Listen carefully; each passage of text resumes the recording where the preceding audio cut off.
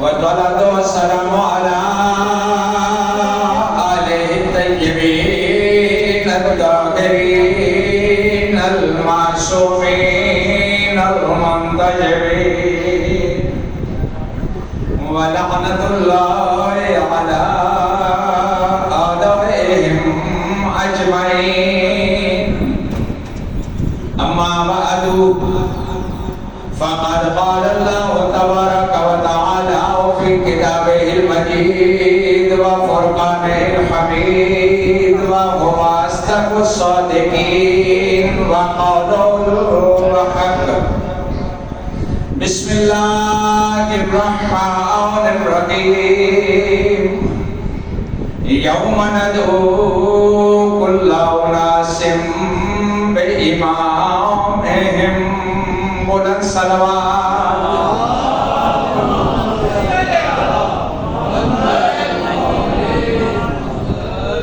خوشبوئے خلد دب گئی خاک شفا کے بعد. آپ کی توجہ تھوڑی دیر کے لیے یہاں پہ قمر بھائی آپ مجھ سے ناراض ہوں گے، یہاں بہت تیز پڑھنا پڑتا ہے. تیز سے مراد جلدی جلدی پڑھنا پڑتا ہے. اللہ کی ذات یہ ساری مشکلیں آسان فرمائے. اللہ آپ کا تشریف لانا اپنی بارگاہ میں عظیم عبادت شمار فرمائے. صف حسین پہ آپ آئے بیٹھے ہیں. حسین سے محبت کا یہ تقاضا ہے کہ جہاں پہ مرشد کا ذکر کیا جائے، ہر کوئی اپنے پیروں کا ذکر کرتا ہے نا، تو ہم تو کسی دوسرے پیر کا نام ہی مجلس میں نہیں لیتے، ہم تو اپنے پیروں کا فقط ذکر کرتے ہیں. اللہ کی ذات آپ کی توفیقات خیر میں اضافہ فرمائے. اللہ بیماروں کو شفا کاملہ و عاجلہ عطا فرمائے. بلخص کر کی دعا کیجیے اور دعا جاری ہے کہ برادر ذی وقار مولانا محترم بشیر حسین صاحب کو اللہ صحت کلی عطا فرمائے. جتنے بیمار ہیں اللہ انہیں اپنی بندگی کے لیے صحت کاملہ عطا فرمائے. وہ پاک پروردگار اتنا عظیم ہے جو دعاؤں کی تفصیل سننے کا محتاج نہیں، دل قبولیت پہ اور یہ دعا کی قبولیت کا دروازہ ہے جہاں پہ آپ آئے بیٹھے ہیں. اللہ کے گھر میں اللہ کے ولی کا ذکر ہونا کتنی عظمت کی علامات ہے. اللہ پاک آپ سب کی دعاؤں کو مستجاب فرمائے. اللہ ہم کو گناہگاروں کی دعاؤں کی لاج رکھتے ہوئے زمانے کے حقیقی حاکم کے ظہور میں اپنے وعدے کے مطابق تاجیل فرمائے. تمام دعاؤں کی قبولیت کے لیے محبت بھری بلند صلوات.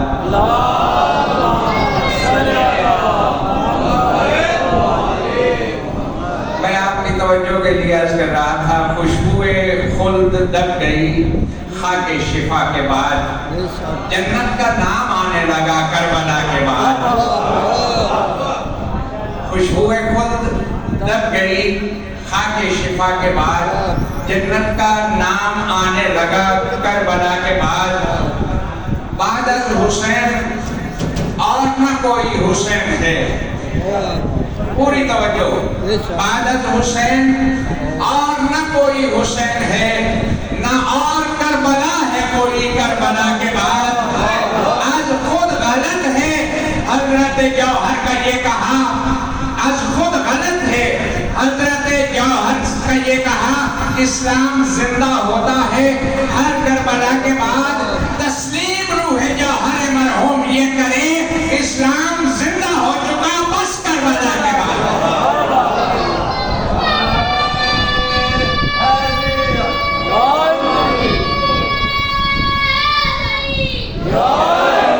پروردگار اسی طرح آپ کے ہمارے سینوں میں کربلا کو ہمیشہ زندہ رکھے. دارمیہ ایک عرب خاتون ہے، نام اس کا دارمیہ ہے. میری کوشش ہوتی ہے ایک لمحہ بھی آپ کا ضائع نہ ہو، جو بھی بات ہے آپ تک منتقل ہو جائے. آپ ہدیہ قبول فرمائیں، آپ کی تھکاوٹ ختم ہو. جنگ صفین جاری ہے اور یہ دارمیہ جو داخلی راستہ ہے میدان کا اس پہ کھڑی ہے اور ہر آنے والے کو کہتی ہے کہ تم صفین میں آئے ہو. کہتا ہے ہاں ہم صفین میں آئے ہیں. کہا اگر صفین میں آئے ہو تو اس جنگ میں میرے ساتھ دینا، کیونکہ علی حق پہ ہے اور دشمن باطل پہ ہے۔ یہاں تک بات پہنچی۔ نام ہے دارنیہ، جنگ صفین ہے، میدان میں نہیں آئی، راستے پہ کھڑی ہے، جو داخلی صدر راستہ ہے، اور ہر آنے والے کو امیر المومنین اپنے آقا و مولا کی طرف دعوت دیتی ہے کہ آپ نے علی کا ساتھ دینا ہے۔ یہ جنگ ساری کی ساری پڑھنے سننے کے قابل ہے، لیکن ہم بھی میدان میں نہیں جاتے کیونکہ دارنیہ کی بات ہے تو دارنیہ تک ہی رہتے ہیں۔ میدان میں جا کے صفین کا تذکرہ پھر کسی مجلس میں آ گیا تو انشاءاللہ عرض کروں گا۔ یہ جنگ تاریخ کی طویل جنگ تھی، جب تک جاری رہی، دارنیہ اس راستے پہ جمی رہی اور ہر آنے والے کو امیر المومنین علی ابن ابی طالب کی طرف دعوت دیتی رہی۔ یہاں تک پیغام پہنچا اب تک۔ یہ جنگ ختم ہو گئی، 21 رمضان کو مولا امیر المومنین کی شہادت ہو گئی۔ مولا کی شہادت کے بعد جو حج آیا، حاکم شام حج پہ گیا۔ توجہ ہے ماشاءاللہ۔ حاکم شام حج پہ گیا، اس کے ساتھ اس کا لشکر سپاہی سارے موجود تھے، ہر طرف پھیلے ہوئے۔ یہ کعبے کے صحن میں بیٹھا ہے اور حاجی جو ہے وہ طواف کر رہے ہیں۔ ایک سپاہی دوڑتا ہوا آیا اور اس کے کان میں آ کے کہتا ہے کہ آپ کو صفین یاد ہے؟ صفین یاد ہے؟ کہتا ہے وہ کوئی بھولنے والی جنگ ہے؟ مجھے یاد ہے۔ کہا اس میں ایک عورت تھی۔ یہ فوراً کہتا ہے ہاں اس کا نام دارنیہ تھا۔ کہا وہ دارنیہ بھی حج پہ آئی ہوئی ہے، ہم نے اسے دیکھا ہے۔ توجہ فرمائیں گے آپ؟ وہ دارنیہ بھی حج پہ آئی ہوئی ہے، ہم نے دیکھا۔ اس نے کہا اچھا وہ دارنیہ حج پہ آئی ہوئی ہے، ہم نے اسے ملنا ہے، اسے بلا لائے۔ یہ سارے دوڑ کے گئے اور کہا کہ ہمارا بادشاہ ملنا چاہتا ہے۔ اب دارنیہ تھوڑا سا تو گھبرا جاتی کہ وہاں تو مولا بھی تھے، لشکر بھی ہمارا اپنا تھا، ہم غالب بھی تھے، وہاں تو میرا کوئی نقصان نہیں کر سکتا، یہاں تو میں اکیلی آئی ہوں، آپ پتہ نہیں دشمن ہے کیا کرے گا۔ لیکن مسکرا کے کہتی ہے اچھا وہ ملنا چاہتا ہے تو ہم ملیں گے، کوئی بات نہیں، چلو ملتے ہیں۔ اب آ گئی اس کے سامنے کھڑی ہے۔ اب جو سوال اس سے سپاہی نے کیا تھا نا، یہ وہی سوال دارنیہ سے کرتا ہے کہ تمہیں صفین یاد ہے؟ کہتی ہے بڑی اچھی طرح یاد ہے۔ کہا تو صفین میں تھی؟ ہاں میں تھی۔ یاد ہے کیا کرتی تھی؟ کہا میں اپنے مولا کی طرف لوگوں کو دعوت دیتی تھی، کیونکہ آپ باطل پہ تھے، میرے مولا حق پہ تھے۔ کہا تیری اتنی جرأت کہ میرے سامنے کھڑے ہو کے مجھے کہہ رہی۔ کہا میں علی کی کنیز ہوں، خدا کے علاوہ کسی کا ڈر نہیں ہے۔ کہا اچھا۔ اب تھوڑا سا جب یہ باتیں ہو رہی تھی نا، حج کا موسم ہے، اور بھی حاجی تھے، لوگ اسے بھی جانتے تھے، اس کے ارد گرد لوگ ان باتوں کے دوران جمع ہونا شروع ہو گئے، اور دارنیہ بھی آہستہ آہستہ بات کر رہی ہے تاکہ اور لوگ بھی آ جائیں، سب تک پیغام پہنچ جائے۔ تو اب یہ کہتا ہے کہ اچھا تو علی کی طرف لوگوں کو دعوت دیتی تھی، کیوں؟ علی کی بہت فضیلتیں ہیں۔ کہتی ہاں بہت فضیلتیں ہیں۔ کہا اچھا پھر اپنے مولا کی فضیلتیں ہمیں سنا۔ اب اس بات کا لطف نہیں لے رہے نا؟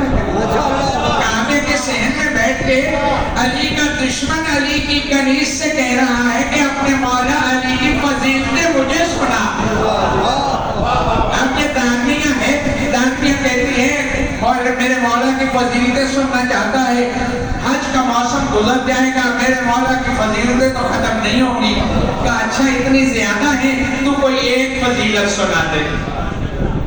جو ہے نا آپ کی کوئی ایک فضیلت سنا دے۔ یہ پھر کہتی ہے اچھا ایک فضیلت سناتی ہوں، لیکن یہ بتا وہ فضیلت مختصر سناؤں یا تفصیل کے ساتھ سناؤں؟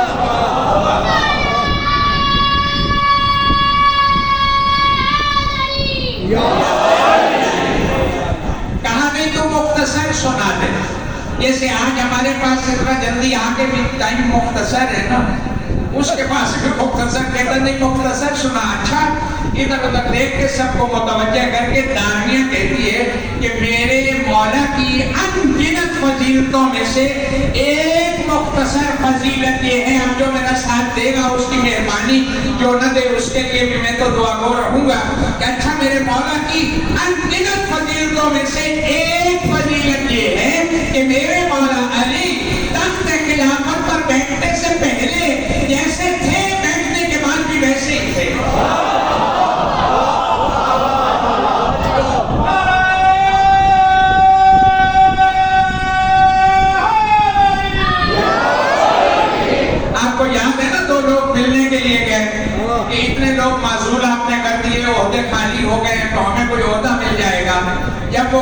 مولا نے پوچھا کہ تم مجھ سے ذاتی بات کرنے آئے ہو یہ عوام الناس کے بارے میں کوئی مسئلہ لائے ہو؟ کہا نہیں ہماری ذاتی بات ہے. تو مولا نے جو چراغ جل رہا تھا اسے بجھا دیا, دوسرا چراغ جلا دیا. کہا مولا آپ نے ایسا کیوں کیا؟ کہا یہ بیت المال کے تیل سے جل رہا تھا اور آپ نے کہا کہ ذاتی بات کرنی ہے, میں تمہاری ذاتی گفتگو بیت المال کے تیل سے جلے ہوئے چراغ کی روشنی میں نہیں سن سکتا. یہ میرے گھر کا چراغ ہے, اس کو جلا کے میں تمہاری ذاتی بات سنوں گا. قبلہ کی آمد اور ان کی درازی عمر کے لیے بلند صلوات.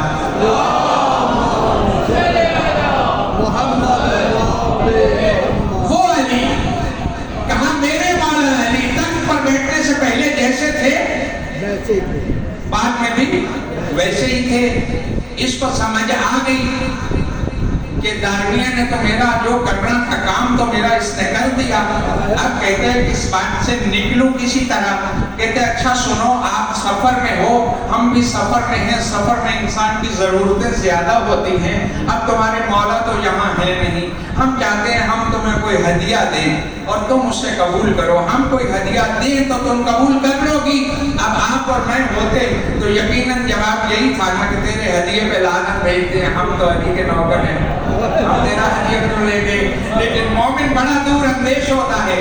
دارمیہ سے کہا نا کہ ہدیہ لے لے گا, ہم اگر دیں تو تو قبول کرے گی. یہ کہتی ہے ہاں اگر تم چاہتے ہو کہ مجھے ہدیہ دو, تم ہدیہ دو گے تو ہم لے لیں گے.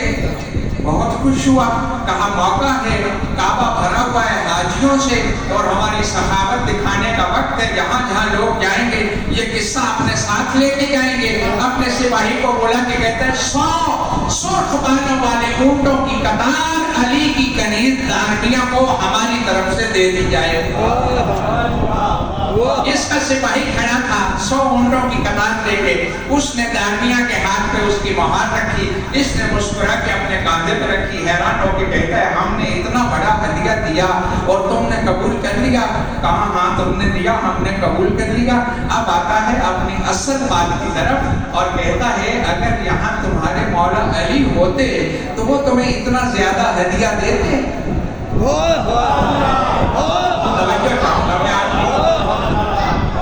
اگر تیرے مولا علی یہاں ہوتے وہ ہدیہ دیتے. حیران ہو کے بلند آواز میں کہتی ہے یہ کیسا سوال کیا تم نے, اگر میرے مولا علی یہاں ہوتے, میرے مولا علی تو مجھے 1 درہم بھی نہ دیتے. اس نے کہا آج ہماری سخاوت میں مہر لگا دی علی کی کنیز نے. سوال کرتا ہے بیٹا کیوں نہ دیتے. دانیہ کہتی ہے ایک مرتبہ پھر پوچھ. یہ پھر کہتا ہے اچھا یہ بتا نا کہ ہم نے تو تمہیں 100 اونٹوں کی قطار دی اور علی ہوتے تو تو خود کہہ رہے کہ 1 درہم بھی نہ دیتے, وہ تمہیں 1 درہم کیوں نہ دیتے. اب سارے حاجیوں کو پورے کعبے کے صحن کو متوجہ کر کے اس کی آنکھوں میں آنکھیں ڈال کے یہ دارمیہ علی کی کنیز کہتی ہے میرے مولا علی کا بیت المال غریبوں کے لیے تھا, لوگوں کو خریدنے کے لیے نہیں تھا.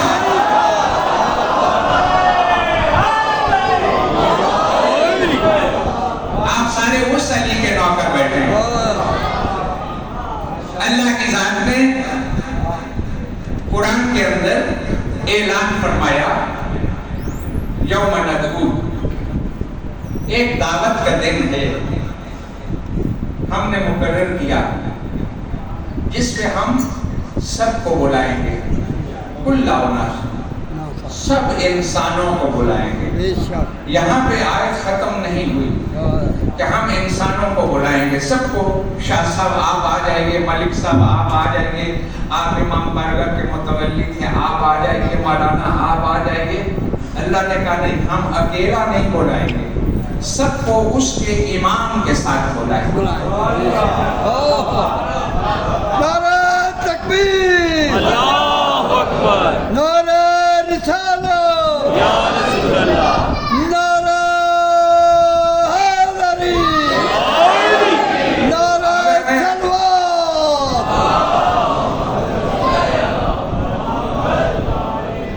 ایک جملہ کہہ کے یقین کریں کہ میں اگر ممبر سے اتر جاؤں اور یہ پورا اشنا آپ اس ایک جملے کا لطف اٹھاتے رہیں تو وہ مزہ کم نہیں ہوگا کہ سارے آج جانے کے بعد جب مصلی پہ بیٹھے نا اللہ کی بارگاہ میں سجدہ ریز ہوں تو ایک سجدہ شکر ادا کرنا اور کہنا کہ پروردگار تو نے قرآن میں وعدہ کیا ہے کہ میں انسانوں کو بلاؤں گا اس کے ایمان کے ساتھ، ہر انسان کو اس کے ایمان کے ساتھ بلاؤں گا۔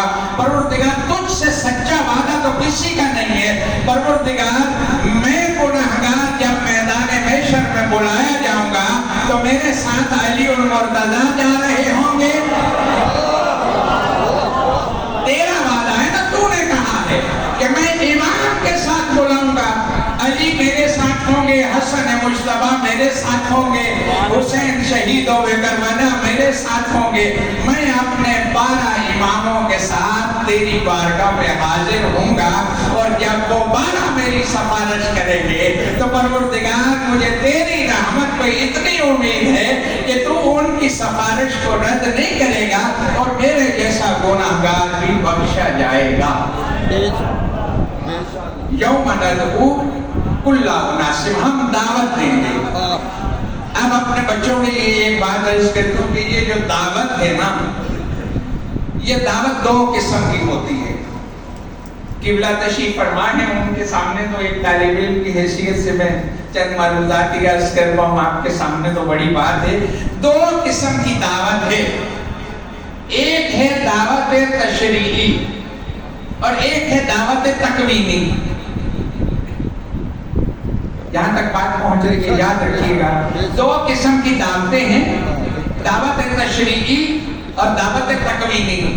دعوت تشریعی جو ہے اس کے اندر انسان کو اختیار ہے کہ اگر کوئی تمہیں دعوت تشریعی دے تو تمہاری مرضی ہے تم مانو یا نہ مانو۔ لیکن دعوت تکوینی جو ہے اس میں انسان کے پاس چوائس نہیں ہے کہ میں مانوں یا نہ مانوں، وہ کن فیکون کی منزل ہے، وہ دعوت ماننی پڑتی ہے۔ 2 مثالوں سے میں آپ کی خدمت میں عرض کروں۔ انبیاء آئے، انہوں نے بہت سی دعوتیں دی، لوگوں کو دعوت دینے کے لیے آتے تھے نا انبیاء۔ 1,24,000 نبی آئے، انہوں نے دعوتیں دی، بہت ساروں نے مان لی، بہت ساروں نے نہیں مانی۔ یہ جو ہم ایک دوسرے کو دعوتیں دیتے ہیں، آج میرے گھر افطار ہے، آپ تشریف لائیے گا، آج میں آپ کو کھانا کھلاؤں گا، آج آپ میرے امام برگاہ میں مجلس پڑھیے گا، یہ دعوت کون سی دعوت ہے؟ دعوت تشریعی ہے۔ ہم جو ایک دوسرے کو دعوتیں دیتے ہیں، وقت ہوا تو اس کی دعوت پہ چلا جاؤں گا، نہیں تو معذرت کر لوں گا، اگر ٹائم ہے تو مجلس پڑھاؤں گا، کہیں اور پڑھنی ہے تو ایک بانی سے معذرت کر لوں گا۔ دعوت تشریعی ہے، ہمارے پاس اختیار ہے ہم مانیں یا نہ مانیں۔ 2 مثالیں قرآن سے عرض کرتا ہوں کہ اللہ کی ذات نے حضرت نوح جب اپنی کشتی بنا رہے تھے، لوگ مذاق اڑاتے تھے یہاں پہ تو کوئی بارش کا ایک قطرہ نہیں گرتا تو سیلاب کہاں سے آئے گا؟ حضرت نے کہا نہیں، ہم نے کہا ہے نا تو سیلاب آئے گا۔ وہ پھٹے جوڑ کے کشتی بنتی رہی، کتنی مدت تک بنتی رہی، عورتیں بھی مذاق اڑاتی تھی۔ اب اللہ نے حکم دیا کہ کشتی تیار ہو گئی ہے، آسمان کو حکم دیا کہ تو برسنا شروع کر دے، زمین کو کہا کہ تو اپنے پانی کو اگل دے۔ توجہ ہے آپ کی؟ یہ جو اللہ دعوت دے رہا تھا نا آسمان کو اور زمین کو، یہ دعوت تشریعی نہیں تھی، دعوت تکوینی تھی۔ اب زمین اور آسمان کے پاس یہ چوائس نہیں تھی کہ اللہ کی بات مانے یا نہ مانے۔ زمین کہتی آسمان جو برس رہا ہے تو میں رہنے دوں، آسمان کہتا زمین پانی اگل رہی ہے، میرا کیا فائدہ 2 بادل برسانے کا، میں رہنے دیتا ہوں۔ نہیں، اللہ کا حکم تھا، ماننا تھا۔ دعوت تکوینی تھی، کن فیکون، اللہ نے کہہ دیا وہ ہو کے رہنا تھا۔ اب وہ سیلاب آیا، جنہوں نے سوار ہونا تھا وہ ہو گیا، اور جو رہ گئے وہ رہ گئے، وہ غرق ہو گئے۔ اب اللہ کی ذات نے جب دیکھا کہ نجات پانے والے میرے نبی کی کشتی پہ سوار ہو چکے ہیں، اب اللہ کی ذات نے دوبارہ حکم دیا آسمان کو کہ تھم جا۔ آسمان تھم گیا۔ یہ بھی دعوت تکوینی تھی، آسمان کو جو دی جا رہی ہے۔ پھر اللہ کی ذات نے زمین سے کہا کہ تو اپنے پانی کو اپنے اندر جذب کر لے، نگل لے۔ زمین نے پانی کو نگل لیا، زمین خشک ہو گئی، وہ جو کشتی تھی وہ بھی خشکی کے اوپر آ گئی، زمین شرک سے پاک ہو گئی۔ جنہوں نے ڈوبنا تھا وہ ڈوب گئے، جنہوں نے بچنا تھا وہ بچ گئے، اور زندگی نئے سرے سے انسان سے آغاز کی. یہ دعوت تکوینی تھی. اب ایک اور مثال کہ حضرت ابراہیم نے اللہ سے کہا کہ یہ جو ہڈیوں کے ڈھیر بن گئے ہیں، یہ مردے تو کہتا ہے میں زندہ کروں گا، تو ان مردوں کو کیسے زندہ کرے گا؟ اللہ کہتا ہے کہ تمہارا ایمان نہیں ہے. اپنے خلیل سے کہہ رہا ہے تیرا ایمان کہا؟ ایمان تو ہے، میں اطمینان قلب کے لیے دیکھنا چاہتا ہوں کہ تو مردے کیسے زندہ کرے گا. توجہ ہے نا آپ کی؟ کیسے زندہ؟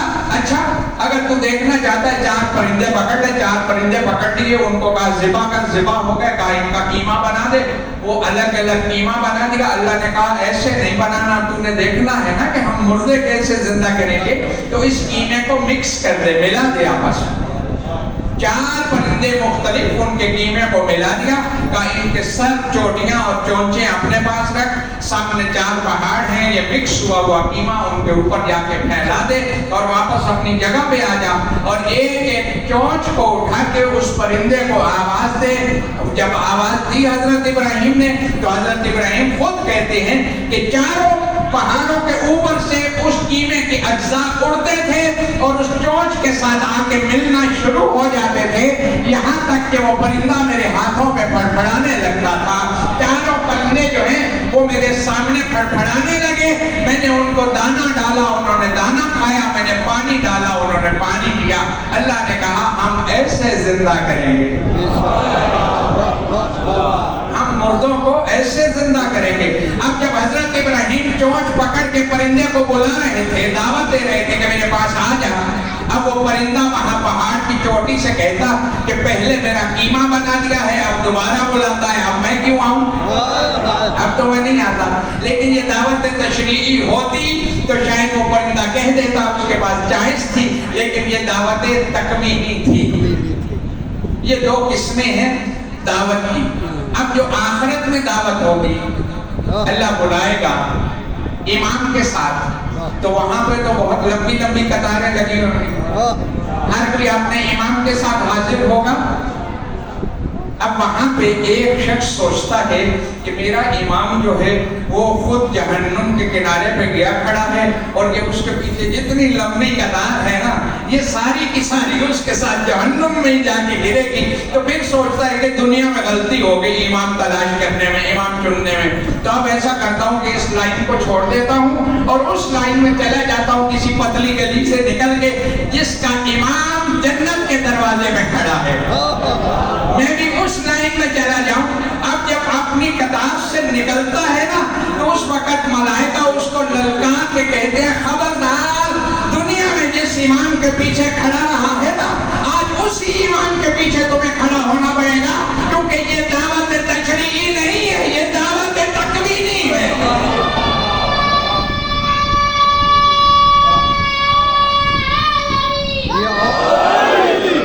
یہ دعوت تکوینی ہے. تو یاد رکھ لو میرے دوستو کہ اس دنیا کے اندر اگر کوئی کسی سیکولر نظام کے ساتھ کھڑا رہا، قیامت کے ساتھ دن انہی کے ساتھ محشور ہوگا. آج جنہوں نے ایک اسلامی ریاست کا مذاق اڑایا اور بعد میں تلاش کیے راستے کے نہیں، وہ تو جیت گئے، اب پھر ہم ان کے ساتھ شامل ہو جائیں. جو کسی اسلامی ریاست کے ساتھ کھڑا رہا وہ اسی کے ساتھ محشور ہوگا. جس نے یزید کو رضی اللہ بنانے کی کوشش کی وہ انشاءاللہ محشر کے میدان میں اسی کے ساتھ محشور ہوگا. جس نے اس دنیا کے اندر علی اور اس کے بیٹوں کو اپنا آقا اور سردار مانا وہ محشر کے میدان میں بھی انہی کے ساتھ محشور ہوگا. نعرہ تکبیر، نعرہ رسالت، نعرہ حیدری، نعرہ سلوات. ہم بلائیں گے ہر انسان کو. سورہ بنی اسرائیل آیت نمبر 71 میں اکیلے نہیں بلائیں گے، ہر کسی کو اپنے امام کے ساتھ بلائیں گے. دعوتیں میں نے عرض کی 2 قسم کی، ایک تشریعی، ایک تکوینی. ایک جملہ اور آپ کی خدمت میں عرض کر دوں کہ یہ عشرہ جو ہے اس کو نہ شیعہ بن کے گزارنا ہے نہ ہم نے سنی بن کے گزارنا ہے. مارکہ کربلا سے پہلے ہم نے لوگوں کو دکھا دیا ہے کہ اس وقت بھی خیبر جو ہے وہ علی نے فتح کیا تھا، اور آج بھی اگر خیبر کو فتح کرنے کی ضرورت ہوئی تو علی کے بیٹے کریں گے. بے شک بے شک بے شک.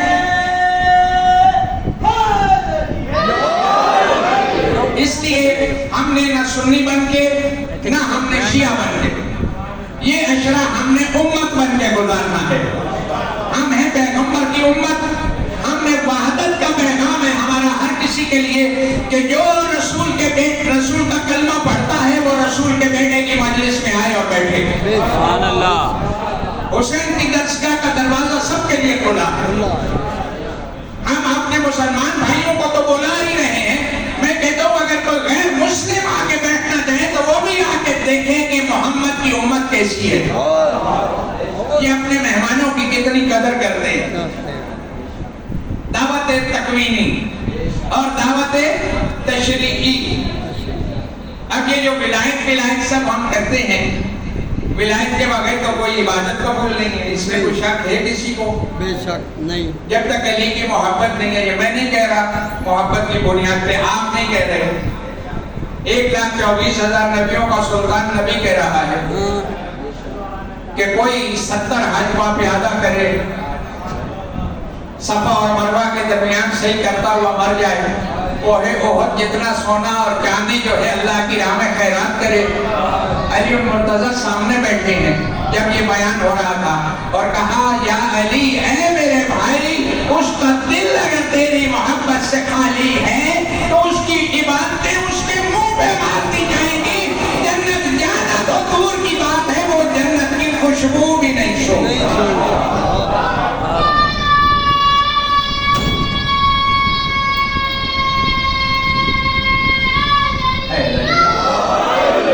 بس یہ فتوے جو ہیں کہ فلاں مقصر ہے، فلاں وہ ہے، فلاں وہ ہے، اور یہ فتووں کی دکان بھی انہوں نے کھولی ہوئی ہے جنہیں خود بہت معذرت کے ساتھ ولایت کے مفہوم کا بھی پتہ نہیں ہے.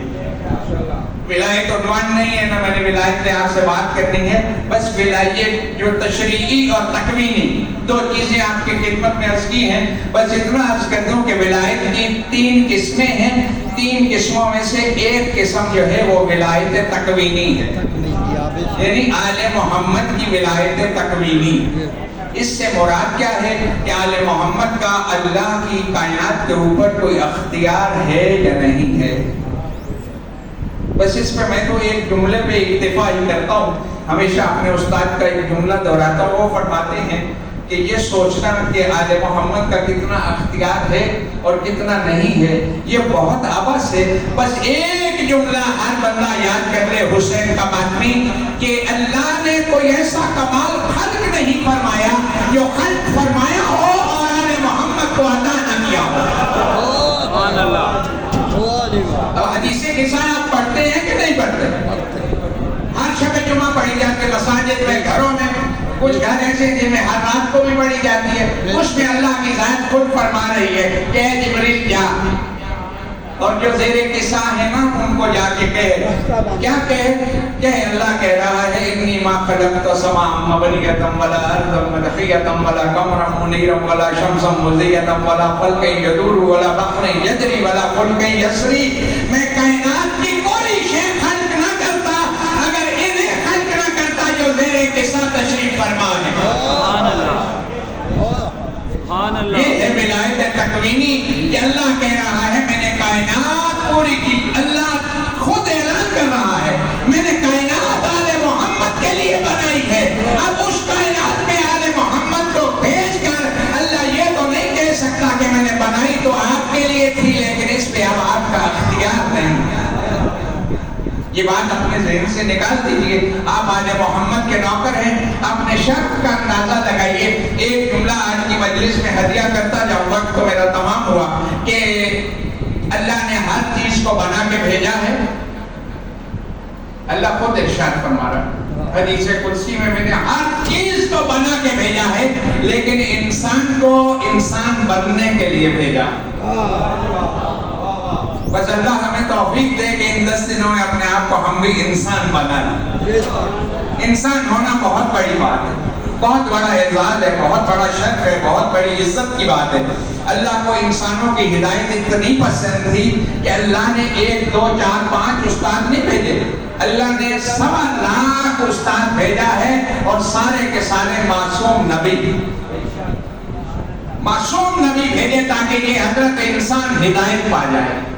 راستہ ہے یہاں سے ایک جملہ آپ کی تھکاوٹ کو ختم کرنے کے لیے کہ اللہ نے 1.25 لاکھ جو نبی بھیجے ہیں یہ سارے کے سارے معصوم ہیں, لیکن اللہ نے کسی ایک معصوم نبی کو بھی معصوم بیوی عطا نہیں کی. تاریخ اٹھا کے دیکھ لیجئے, آدم سے لے کے خاتم تک سارے نبی معصوم, کسی ایک نبی کی بیوی معصوم نہیں ہے. اس کائنات میں اگر تلاش کرتے ہوئے ہم نکلے تو مدینے میں ایک چھت ایسی ملتی ہے جس کے نیچے شوہر بھی معصوم ہے اور بیوی بھی معصوم ہے.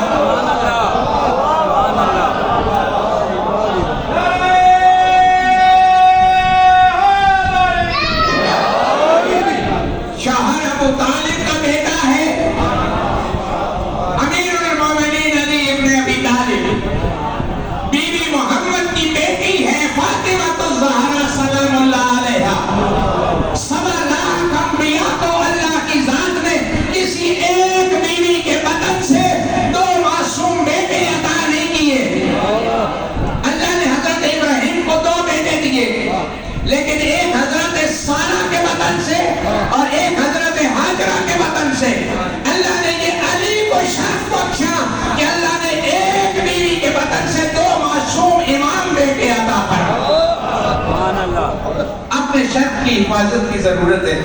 اس اشرے میں اپنے مقام کو پہچانیے کہ آپ علی کے نوکر ہیں, آپ آل محمد کے نوکر ہیں. اللہ کی ذات نے آل محمد کے لیے کائنات کو خلق کیا اور پھر آل محمد کی عوا کا دامن ہمارے ہاتھ میں تھما دیا. اب ہم نے کوشش کرنی ہے کہ ہم اس دامن کو اتنا مضبوطی سے تھام لیں کہ دنیا میں کوئی طوفان آ جائے ہمارے ہاتھ سے علی المرتضیٰ کی ولایت کا دامن چھوٹنے نہ پائے. اللہ آپ سب کا حامی و ناصر ہو. بزرگ علماء کہتے تھے کہ کسی نبی کے بیٹوں نے اتنا امتحان نہیں دیا جتنا ہمارے نبی کی بیٹیوں نے دیا. 28 کو حسین مدینے سے چلے تھے. میں نے کل تیاری کا ابتدائی حصہ آپ کی خدمت میں عرض کرنے کی کوشش کیا جاتا ہے. ابھی مدینے سے نکلے, تھوڑا فاصلہ حسین ابن علی نے طے کیا تھا. مولا عباس اپنا فریضہ انجام دے رہے ہیں. کبھی اپنا گھوڑا دوڑا کے زینب ام کلثوم کے محملوں سے آگے لے جاتے ہیں, کبھی گھوڑا دوڑا کے بہنوں کے محملوں سے پیچھے لے آتے ہیں. ارد گرد نظر رکھی ہوئی ہے ام البنین کے لال نے. کبھی آگے جائزہ لینے کے لیے جاتے ہیں کہ علی کی بیٹیاں سفر کر رہی ہیں, کبھی پیچھے آتے ہیں. ایک لمحہ ایسا آیا عزادارو کہ مولا عباس نے اپنا گھوڑا دوڑایا, مدینے سے ابھی نکلے, تھوڑا فاصلہ طے ہوا ہے, اپنا گھوڑا اپنے بھائی حسین کے گھوڑے کے ساتھ میں لایا اور ملا کے کہتے ہیں حسین بھائی آپ کے قافلے کے پیچھے ایک چھوٹا سا قافلہ اور بھی آ رہا ہے. حسین حیران ہوئے, کہا کون ہو سکتا ہے؟ اپنے قافلے کو وہی روکا اور واپس چلے اپنے گھوڑے کی لجام موڑ کے. دائیں طرف مولا عباس کا گھوڑا, بائیں طرف علی اکبر کا گھوڑا. اس شان سے حسین چلتے چلتے جب اس قافلے کے قریب پہنچے نا, چند لوگوں پہ مشتمل وہ قافلہ تھا جو حسین کے قافلے کے پیچھے آہستہ آہستہ آ رہا تھا. ایک ضعیف العمر آدمی اس قافلے کی قیادت کر رہا تھا. اس کی ضعیفی کا یہ عالم تھا کہ اپنے آپ کو گھوڑے کی پشت پہ سنبھال نہیں پا رہا تھا. کبھی دائیں جھک جاتا تھا, کبھی بائیں جھک جاتا تھا. حسین جا کے سلام کرتے ہیں اور کہتے ہیں کہ اے چچا عبداللہ انصاری, آپ کیوں تشریف لا رہے ہیں, آپ کیوں زحمت کر رہے ہیں؟ کہا حسین تجھ پہ سلام ہو, میں اپنی مرضی سے نہیں آ رہا, تمہارے نانا نے ہم سے وعدہ لیا تھا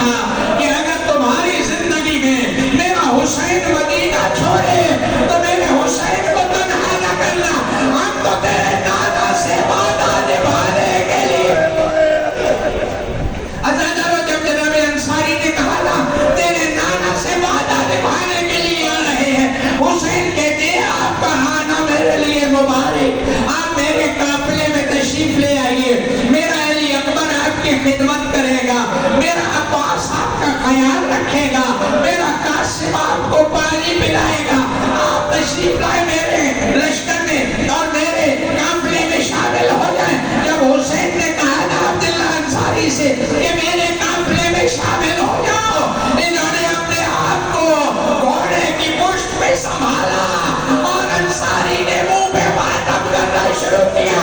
کہا حسین میں اس قافلے میں کیسے شامل ہو جاؤں جس میں محمد کی بیٹیاں سفر گئے؟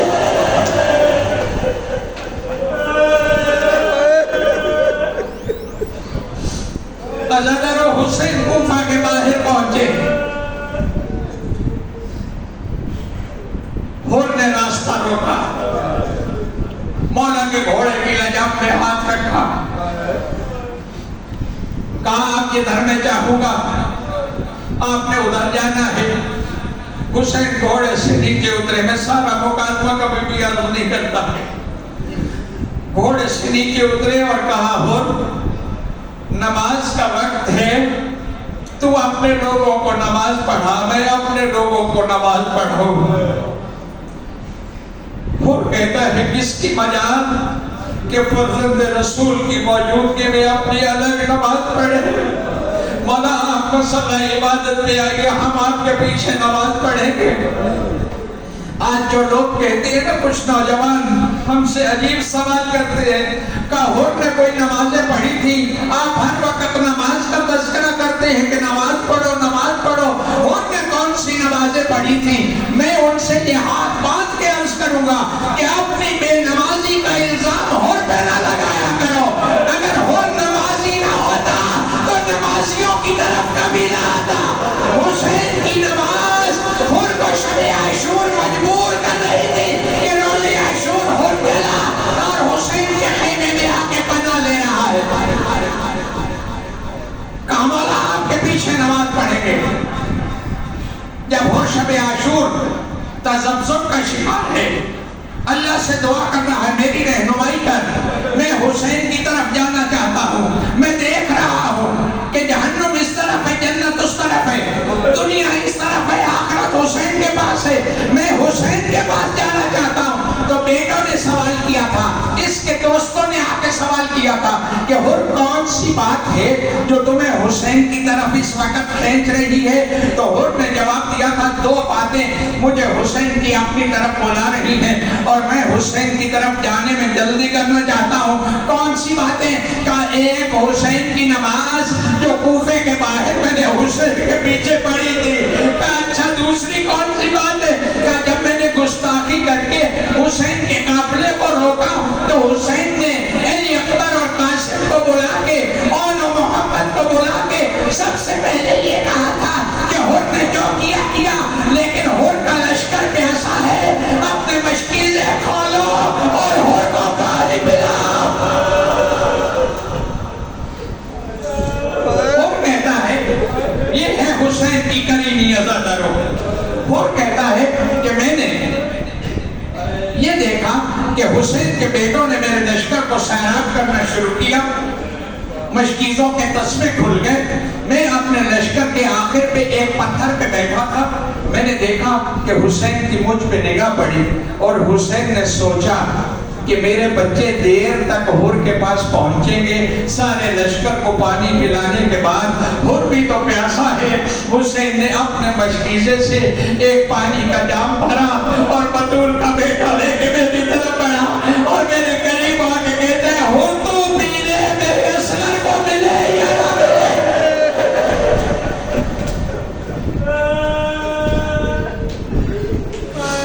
کہتا ہے یہ دو باتیں مجھے شب عاشور مجبور کر رہی تھی اور میں روز عاشور حسین کے خیمے میں پناہ لینے کے لیے چل پڑا۔ عزادارو حسین کے پاس جب حر آیا ہے نا، بس ایک جملہ آ گیا زبان پہ، تو حر کے چہرے کے اوپر نقاب ڈلی ہوئی تھی۔ علماء سے سوال کیا گیا کہ حر نے اپنے چہرے پہ نقاب کیوں ڈالی ہوئی تھی؟ سب نے مختلف جواب دیے، لیکن علامہ نقوی صاحب نے کمال کر دیا، اللہ کے ساتھ ان کی قبر کو منور کرے۔ کہتے ہیں حر نے اس لیے اپنے چہرے پہ نقاب ڈالی تھی کہ اب یہ چہرہ کوئی حسین حسین کو دکھا دے کہ کہاں دکھا نہیں سکتا. دو جملوں کی آپ سے اجازت. عزاداروں دو کو حسین کربلا پہنچے, اپنے خیمے لگا دیے دریا کے کنارے. دشمن نے کہا کہ یہاں خیمے نہیں لگنے دیں گے. میں آپ سے سوال کرتا ہوں, مقتل کی کتابوں میں یہ جملہ لکھا ہوا ہے کہ جب خیمے اٹھانے کی بات ہوئی تو زہیر کین نے اپنی آستینیں الٹنی شروع کر دی کہ کون ہے جو ہمارے مولا کے خیموں کو دریا سے اٹھوائے گا. میں کہتا ہوں اگر زہیر کین جیسے نوکر کی یہ حالت تھی تو حسین کے بھائی عباس کی کیا حالت ہوگی. 7 کو پانی بند ہوا عزاداروں, 10 کو یہ جنگ تمام ہو گئی. زہیر کین کی بیوی کو اطلاع ملی کہ میرا شوہر بھی کربلا میں شہید ہو گیا. اس نے اپنے غلام کو بلایا اور اپنے غلام کو بولا کہ کہتی ہے کہ یہ تھوڑے فاصلے پہ ایک جنگل ہے جسے کربلا کہتے ہیں, وہاں پہ جنگ ہوئی ہے. اس جنگ میں تیرا آقا زہیر کین بھی مارا گیا ہے, شہید ہو گیا. یہ ایک کفن میں لے کے آئی ہوں, تو چلا جا وہاں پہ زہیر کے لاشے کو تلاش کر لے گا اور زہیر کو یہ کفن پہنا کے آ جا. اسے وہاں کفن پہنانے والا کوئی نہیں ہے. عزاداروں میں آپ کی توجہ چاہتا ہوں, یہ غلام کفن لے کے کربلا کی طرف روانہ ہوا کہ جا کے زہیر کو کفن پہنا کے آتا ہوں. اس نے اندازہ لگایا جاتے ہوئے کتنا وقت لگے گا, آتے ہوئے کتنا وقت. اپنی چھت پہ اپنے غلام کا انتظار کرنے لگی. اب مقررہ وقت میں اس نے دیکھا کہ کربلا کے راستے سے ایک تھکا ہوا اس کا غلام آہستہ آہستہ چلتا, آنکھوں میں اشک ہے, گریبان جاگ ہے, یہ بڑھتا آ رہا ہے کوفہ کی طرف. جب اس کا غلام اس کے گھر میں داخل ہوا تو اس نے پوچھا کہ زہیر کو کفن دے کے آیا ہے. اس نے ماتم کرنا شروع کر دیا عزاداروں, اور اپنی بغل سے ایک کفن نکالا اور اپنی بالکن کی طرف بڑھا دیا. کہا کیا تو اپنے آقا کو پہچان نہیں سکا؟ تمہیں زہیر کا لاشا نہیں ملا, تو زہیر کو نہ پہچان سکا, یہ کفن واپس کیوں لایا ہے؟ کہا کیسے ہو سکتا ہے کہ میں اپنے آقا کو نہ پہچان سکوں؟ میں تو سیدھا گیا زہیر کین کے لاشے میں, پھر تو نے کفن نہیں پہنایا اور منہ میں باتیں کر کے کہتا ہے مجھے حیا آ گئی. میں زہیر کو کفن کیسے پہناتا جب بطول کا بیٹا بے گوروں کفن پہناتا.